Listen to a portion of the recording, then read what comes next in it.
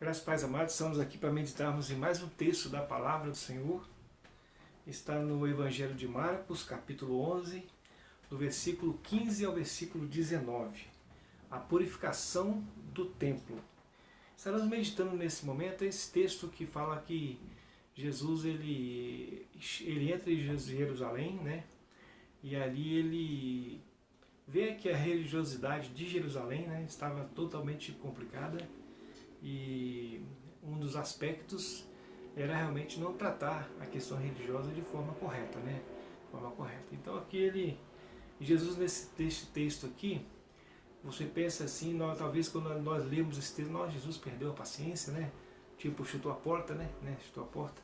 Mas é porque a situação estava tão complicada em Jerusalém, tão complicada, que foi necessário uma reação de Jesus dessa forma. Foi necessária uma reação dessa forma. Tanto que Jesus depois foi logo em seguida, naquela mesma semana, crucificado, né? Vamos ler então, vamos lá o texto. Diz assim: a purificação do templo. E foram para Jerusalém. Entrando ele no templo, passou a expulsar os que ali vendiam e compravam, derribou as mesas dos cambistas e as cadeiras dos que vendiam pombas. Não permitia que alguém conduzisse qualquer utensílio pelo templo. Também os ensinava e dizia: não está escrito? A minha casa será chamada casa de oração para todas as nações. Vós, porém, a tendes transformado em covil de salteadores. E os principais sacerdotes e os escribas ouviam essas coisas e procuravam um modo de lhe tirar a vida, pois o temiam, porque toda a multidão se maravilhava de sua doutrina. E em vindo à tarde saíram da cidade. Amados, aqueles líderes religiosos, eles usavam o templo de forma errada, né? O texto aqui vem dizendo isso, né? E automaticamente Jesus ele chega expulso, né? Expulsa, né? Jesus expulsa pessoas de dentro da igreja, né? Mas por quê? Os que vendiam e compravam, né? Tanto quem comprava como quem vendia, Jesus expulsou, né? E aí, amados, derrubou as mesas dos cambistas, porque a moeda corrente naquele momento deveria ser utilizada. Então, pessoas vinham de diversos lugares e trocavam as moedas ali, né? Uma casa de câmbio para trocar moeda dentro do templo, né? E além disso, eles estavam vendendo. Aí Jesus falou que aquilo ali se tornou um covil de salteadores, né? Pessoas que usavam do templo de forma ilícita. Mas qual a parte do templo que Jesus chega e fala exatamente que eles estavam usando de forma ilícita? Essa parte ali, amados, é a parte que é chamada de parte dos gentios, aquela parte dos gentios, né? Então Jesus ele chega naquele momento ali, vê toda aquela situação, né? E não permitir que ninguém transportasse nenhum utensílio naquela parte, né? Nada, né? Que ninguém pudesse fazer nada, né? Então, não permitia, versículo 16, que ninguém conduzisse qualquer utensílio pelo templo. Então, havia realmente um grande mercado, né? Era um grande comércio, virou a parte de gentios virou um local de comércio. E Jesus ele chega ali, expulsa todos e realmente não permitia que fizesse nada. O que aconteceu foi o seguinte: chegou aos ouvidos do versículo aqui 18, né? Os principais sacerdotes e escribas ouviram essas coisas e procuravam um jeito de matar Jesus, mas não faziam isso porque Jesus ele fazia muitas coisas, né, muitos milagres, e eles viam que Jesus fazia o bem realmente às pessoas, e aí naquele momento ali eles temiam mexer com Jesus por causa do povo, né? Embora eles odiassem Jesus, mas eles temiam porque a multidão, né, se maravilhava, né? A multidão estava assim maravilhada realmente com o que Jesus fazia. Então, amados, o que nós podemos perceber é que Jesus ele chega naquele momento, né, vê que aquela situação está complicada e põe a casa em ordem, né? Jesus põe a casa em ordem. Primeira coisa, o líder religioso usava o templo de forma errada. O que Jesus fez, né? Ele fala que o templo, na verdade, a forma correta do templo, então Jesus começa a explicar como que o templo deve ser usado, a forma correta que deve ser usado o templo. Então ele fala o seguinte, que ele vai lá nos profetas, Isaías e Jeremias, né? Isaías 56, 7 e Jeremias 7, 11. E diz assim, né, versículo 17: também os ensinava e dizia: não está escrito? A minha casa será chamada casa de oração para todas as nações. Então, amados, Jesus põe as coisas no lugar. Aquele pátio dos gentios, que era um comércio que estava fazendo aquela confusão toda, Jesus fala que aquilo ali seria lugar de oração, né?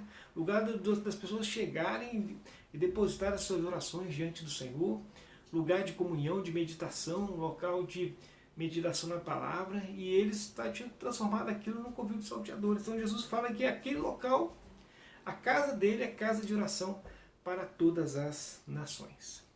Para todas as nações. Então Jesus põe as coisas no seu devido lugar. Vamos fazer algumas aplicações para os nossos dias de hoje, né? Hoje, assim, eu creio que grande parte das igrejas, né, elas têm uma postura correta diante do Senhor, né? Grande parte. Pode ser que tenha alguma e outra que use do templo, da casa do Senhor, como uma forma de ganho, né? Então isso é ruim realmente. Isso não é correto. Mas, assim, grande parte das igrejas, elas têm uma postura correta, né? Diante do Senhor e diante das pessoas, né?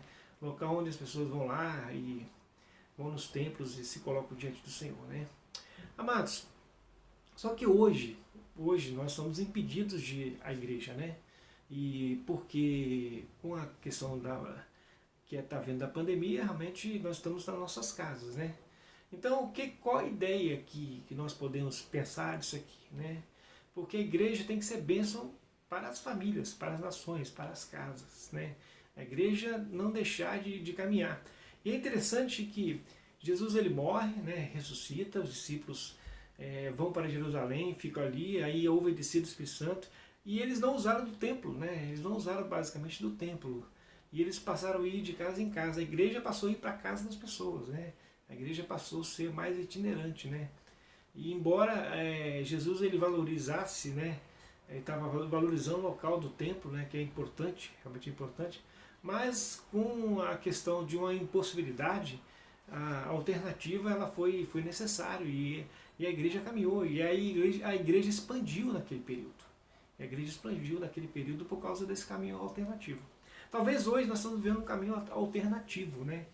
A igreja, nós estamos vivendo um momento que nós estamos, como igreja, através das redes sociais, indo para a casa das pessoas, né? A casa de oração está entrando na casa das pessoas. Isso é importante, né? É importante. Além dos membros da igreja, entrando na casa das pessoas. Então, mas nós vemos que hoje nosso tempo, né, é uma oportunidade que nós temos, né, de estarmos na casa do Senhor de forma que em espírito, né, mas a igreja está entrando em nossas casas, né, através das orações, das mensagens, pelos veículos da rede social, e é importante essa participação. É importante porque nos mantém edificados, nos mantém fortalecidos, e a casa de oração é exatamente isso, é para todas as pessoas, para manter as pessoas fortalecidas no Senhor. Então a preocupação de Jesus, de que a mensagem, as orações, elas não cessassem, elas continuassem. Então talvez a lição que nós podemos tirar para a nossa vida hoje é que, embora nós estamos vivendo um momento hoje, né, de um afastamento social, né, e até de comunidade de igreja, né, e algumas igrejas voltaram de forma parcial, e nós entendemos assim que é o momento, né, de nós olharmos para o que Jesus fez, né, e não deixarmos de passar a oportunidade de estarmos em comunhão, né, em oração, né, a igreja estando através das redes sociais em nossas casas, né, as orações. Então Jesus falou, fez aquele movimento para que realmente a igreja não deixasse de ser benefício às pessoas. E a igreja hoje, ela realmente ela tem que continuar, ela tem que marchar, e para que o Evangelho continue sendo anunciado aos corações, e para que nossas petições cheguem ao trono da graça. Então, amados, nós somos convocados por Jesus, nós somos chamados por Jesus a dirigirmos ao Senhor em oração, né? Minha casa será chamada casa de oração para todos os povos. E que essa palavra possa fortalecer os nossos corações. E é interessante que, por que a necessidade de casa do Senhor? De ir à casa do Senhor, de estar em comunhão? Por quê? Porque, na verdade, é um momento que nós separamos, né? Um momento especial, separado para nós dedicarmos as nossas vidas ao Senhor e derramarmos o nosso coração diante do Senhor. Na semana passa muito trabalho, muitas lutas, mas tem que ter um momento de parar, né? Tem que ter um momento de casa do Senhor, tem que ter um momento de reflexão. E quando fala-se casa do Senhor, fala de reflexão, fala de parar as atividades, né? Embora eu estava querendo fazer atividade, estava fazendo atividade econômica no tempo, mas a ideia é parar as atividades normais.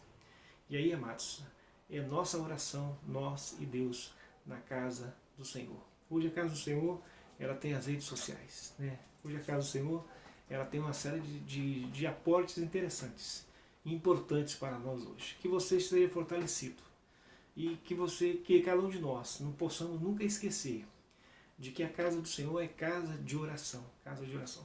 Eu estarei fazendo uma oração nesse momento, né? E colocando exatamente a nossa vida diante do Senhor como casa de oração. Senhor Deus e Pai, eu peço a tua bênção para a tua igreja e para todos que ouvem essa mensagem. Para que nunca esqueçamos que a tua casa é a casa de oração e o local que nós buscamos, Pai, para que, como filhos, povo teu, Pai, possamos estar debaixo dos teus cuidados.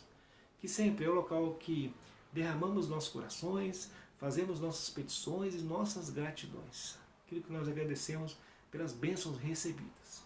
E nos ajude cada vez mais a buscarmos a tua presença através da tua casa. A casa será chamada de casa de oração para todas as nações, todas as pessoas. Local acessível a todos. Que só possa nos ajudar sempre a buscar a tua presença cada vez mais, todo o tempo. E o Senhor Jesus, ele cuidou disso, não permitiu que os homens deturpassem ou tirassem essa oportunidade que os gentios poderiam ter. E que essa oportunidade que nós temos, nós não possamos deixar passar. Possamos ter essa oportunidade e colocar em nossos corações que a tua casa é casa de oração para nosso benefício. É o que nós oramos em nome de Jesus. Amém. Deus abençoe e te fortaleça.